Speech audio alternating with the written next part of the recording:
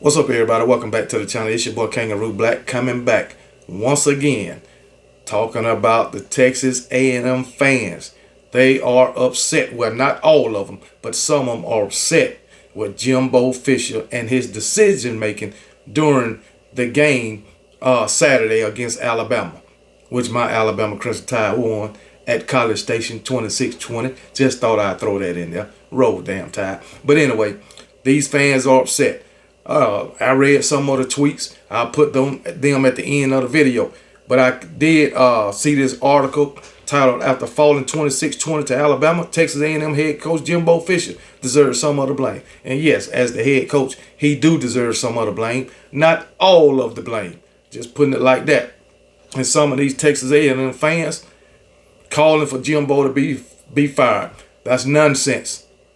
That's nonsense. Not after this game. Hell, Jimbo is only one of two former Nick Saban assistants that has beaten Nick Saban. Okay, so not bad, and he was the first one to beat Nick Saban. Okay, his former assistant. So not bad. And Texas A&M has become one of Alabama's most difficult opponents. Okay, the last three games that's been played between these two teams only been separated by 13 points. Okay, we won the last one the other day by 6. We won last year by 4 points. Texas A&M won in 2021 by 3 points. Okay, so hey, all of these games are tough. All right, I'm not a Jimbo Fisher fan in no way, shape, or form. I don't like Jimbo Fisher, but to say he need to be fired, not after these 6 games that's been played already. Okay, not now. Last year, if you was calling for his firing, I could understand you going 5-7. Okay, losing to teams that you should have beat, and you had way more talent than. So yeah, I can understand last season, but not just yet. What, you're 4-2, you can wind up 10-2, 9-3. Not a bad season. You won't be calling for his firing by season's end if you do go 10-2 or 9-3. That's a pretty good daggone season. Okay, so hey, Texas A&M fans, please lay off Jimbo for right now. Let me be mad at him. So, but anyway, Texas A&M fans, and guess what? Texas A&M didn't play a bad game at all, even though I feel like we should have won by more. They didn't play a bad game at all. Yeah, some of the decision making from Jimbo was questionable, but guess what? I understand some of the decision calls. You know, to punt on 4th down from the 45. Maybe he wanted to flip the field. Okay, maybe he thought his kicker can get it inside the 5. Who knows? But anyway, I know a lot of fans, you know, some of the talking heads too, saying he didn't have confidence in his offense or whatever, or in his team. He was having confidence in his defense. So, hey, it is what it is. But I'm going to go through this article and let y'all know what it's talking about with Jimbo and his decision making. And at the end of that, I'll post the tweets and let y'all read the tweets. And, you know, y'all can leave your comments in the comment section as to what y'all think. And I even listened to Jay Pops. Shout out to him, big Texas A&M fan. He trying to explain to y'all Texas A&M fans. Also, Jimbo don't need to be fired. No way, no how. All right. And then if you do, who you gonna get? Then you got to pay him all this damn money anyway. So hey, is it really worth it? But anyway, I'm not gonna read the whole article. I'm gonna start from here. Leading 17-10 with just over 3 minutes remaining in the second half, Texas A&M defensive tackle Walter Nolan sacked Tide quarterback Jalen Milroe to force a 4th and 13. And instead of calling a timeout to attempt a final drive to add to the lead, Fisher opted to run the clock down and head into the half with a semi-comfortable advantage, which of course led to Alabama bolting out of the break to tie things up in the 3rd. Okay, I didn't understand that. So it's 4th and 13, you know, Alabama punt the ball. Well, after Jalen Milroe got sacked, you should have called a timeout right then. Right then. Okay. Alabama punt, you get the ball, you got timeouts you can use. I'm going to use them. I would use them. That's if he had timeouts. I don't remember. But if he had timeouts, I would have used them. Or, it's about 3 minutes, 2 minutes left on the clock, 2:20. Maybe you can get in field goal range. Maybe you can even score. I'm not going to lollygag around and not try to put points on the board in that situation. So I understand what fans would be upset about that. Okay, let's keep going. Whether or not Aggies would have gotten in the field goal range, it was worth a shot, which was just the first of many questionable calls by Fisher on the night. Throughout the second half, Johnson and the offense ran into several conversion opportunities on 3rd and short. While offensive coordinator Bobby Petrino deserves some blame for constantly running inside zone on 3rd and short when the running game wasn't working.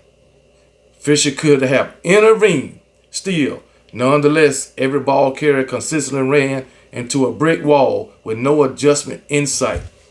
I understand where you come from there too. Because if the running game, running inside ain't working, try running outside, try a daggone a screen pass or something to pick up the first down. You even try one of those little dump passes over the middle. You can try something else to try to, get the first down instead of resorting to the same thing when you see time after time it's not working. Again, I can understand the fans being pissed off right there. All right. Now, analyzing several of his 4th down decisions. On 4th and 1, punt at the 45 with the game tied at 17 made much less sense than the 4th and 6 punt call at the same down and distance. Still, both these calls can be tossed out the window after we all witnessed Fisher's choice to waste the time out with just 2 minutes remaining in the 4th quarter on 4th and goal to bring the Aggies within 6 points. Okay. 4th and 1 on the 45 with the game tied 17-17. All right. Me personally, I'd have went for it. I'm going to take my chance. I'd have went for it. Okay. Like I say, maybe he was trying to flip the field.